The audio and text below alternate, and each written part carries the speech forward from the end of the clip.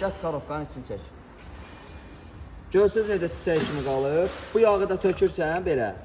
Bu yağı da tökürsən ora. Tökdüyün yağda qıpqırmızı bu vişnə suyu rəngi bu yağda belə qalır. Çünki vaxtında qulluq göstərib qardaş maşına. Korobkaya vaxtında qulluq göstərilib deyə bu friksiyonlar yanmayıb. Yağ yanmayıb. Yağı gecikdirəndə yağ yananda avtomatik olaraq bu friksiyonlar da yanır. Bu friksiyon da yananda problem nə olur? Başqa şeylər dağdır edir, onları demirəm, onları o birisi videolarda demişəm. Yəni yağa nə ziyanı var, sənin ömür boyu problemi nədir, onu sənə izah edirəm. Tökdüyün yağ. 50 mində normalda 50 mindən dəyişir də, yağ 50 mindən bir, 50 min kilometr sürsən dəyişirsən çöldən sonra, 100 mindən də bir filtrdir.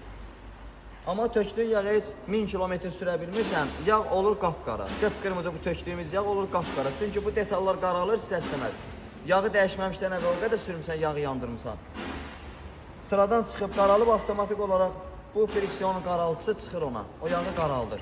Amma vaxtında qulluq göstərəndə bu yağı necə töksən 40 minə kimi yəni qırmızı qalır. 38-40 minə kimi qırmızı qalır.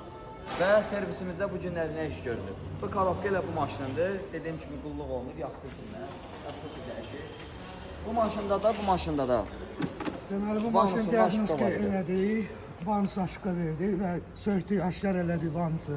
Rasbivallarda yenti var, vansının özündə də problem var. Və yenisini əvəz elədik, yuduq, təmizlədik, hal-hazırda yığırıq. Bu maşında da çoxdan ki müştərimizdir bizim. Bunda. Qardaş zəng vurdu ki, 10 gündür harda saxlayıram maşını, yağ damcılayıb. Gətirdi qardaş, yaxınlaşdı, qaldırdıq podiumda, aşkar elədik ki, diqqət yaxına çək. Görsünüz, buralıq bütöv yağdır. Motorun arxa salniki və korobkanın ubriki salniki, itokda nasosun boğaz salniki, yağ axıdır.